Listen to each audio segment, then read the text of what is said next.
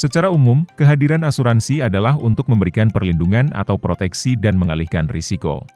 Baik asuransi kesehatan, asuransi jiwa, maupun asuransi properti, semuanya memiliki tujuan yang sama, yaitu melindungi dari kemungkinan terjadinya risiko. Akan tetapi, di sisi lain, masih banyak pula yang masih belum mengerti. Salah satu penyebabnya adalah kurang memahami prinsip dasar asuransi. Pada beberapa kejadian tertentu, ada beberapa nasabah yang komplain mengenai ribetnya klaim. Kemudian, ada pula yang merasa bahwa perusahaan asuransi tidak menepati janji. Oleh sebab itu, dengan memahami dengan baik prinsip asuransi, kamu akan terhindar dari kesalahpahaman serta membuat kamu mengetahui, apakah kamu akan mendapat manfaat asuransi yang sesuai dengan ekspektasi, atau malah sebaliknya.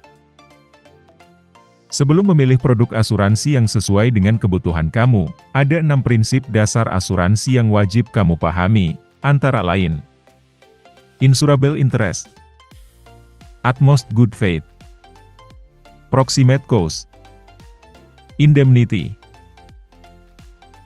Subrogation, Contribution. Insurable Interest. Prinsip ini menjelaskan bahwa seseorang diberikan hak untuk mengasuransikan sesuatu, karena terdapat hubungan keluarga atau ekonomi yang mendasarinya. Hak ini otomatis timbul setelah adanya perjanjian, yang sering disebut polis, dan telah memiliki dasar hukum. Sebagai contoh, untuk mengasuransikan seseorang, kamu harus memiliki hubungan seperti ayah atau ibu, suami atau istri, dan anak. Tentu kamu bisa mengasuransikan diri sendiri. Contoh lainnya adalah, kamu bisa mengasuransikan bisnis kamu sendiri, atau orang-orang yang berhubungan dengan bisnis kamu, seperti karyawan. Utmost Good Faith. Sesuai dengan namanya, prinsip ini memiliki arti yaitu niat atau itikat baik. Maksudnya adalah, dalam proses membeli produk asuransi, baik tertanggung maupun penanggung atau perusahaan asuransi, harus menyampaikan informasi dengan terbuka, rinci, dan jujur. Misalnya, tertanggung harus menjawab dengan jujur beberapa pertanyaan pada screening risiko sebelum membuat kesepakatan, seperti penyakit bawaan, aktivitas merokok, pengalaman dirawat di rumah sakit, dan lain-lain. Hal ini juga berlaku untuk penanggung, di mana perusahaan asuransi harus menyampaikan detail produk, dan tidak menutup-nutupi informasi yang harus diketahui tertanggung. Proximate Cost.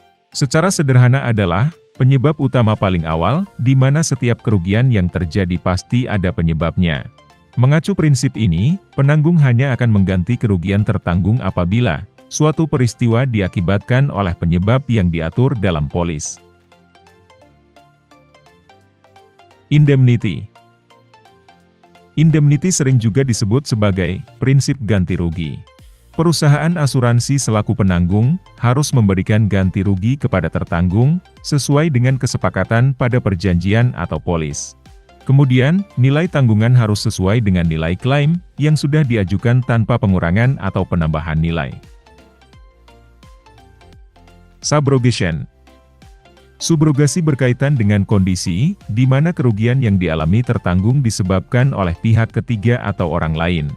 Jika melihat pada pasal 1365 KUH Perdata, pihak ketiga yang bersalah harus mengganti kerugian tertanggung. Lantas, bagaimana bila tertanggung memiliki asuransi? Dalam asuransi, subrogasi mengharuskan tertanggung memilih salah satu dari sumber pengganti kerugian, yaitu penanggung atau pihak ketiga. Tertanggung tidak boleh memilih dari keduanya, karena tertanggung akan mendapat penggantian melampaui yang semestinya. Contoh kasus, mobil Andi telah diasuransikan pada perusahaan asuransi XYZ.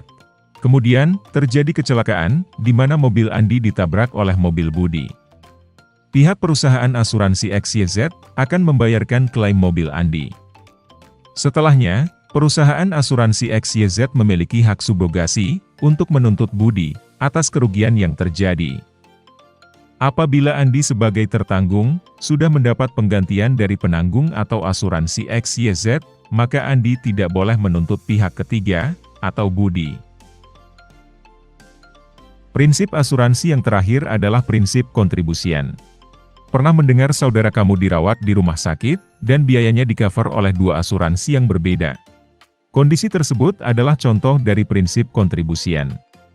Dalam prinsip ini, pihak asuransi memiliki hak untuk mengajak penanggung lainnya untuk menanggung kerugian tertanggung. Sebagai contoh, Pak Budi memiliki dua polis asuransi, yaitu asuransi BCD dan asuransi EFG. Kemudian, Pak Budi dirawat di ICU memakan biaya hingga 100 juta rupiah. Dari situ, asuransi BCD akan membayarkan biaya perawatan 75 juta rupiah, sementara asuransi EFG membayarkan sisa tagihan yaitu sebesar 25 juta rupiah. Wah, cukup banyak juga penjabaran prinsip dasar asuransi ya. Meski panjang, prinsip asuransi inilah yang jadi dasar untuk penentuan berbagai keputusan.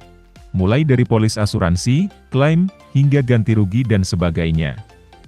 Oleh sebab itu, ada baiknya kamu paham dulu setidaknya sebagian dari prinsip ini. Dengan demikian, kamu bisa mengerti apa saja hak dan kewajiban kamu sebagai pemegang polis asuransi.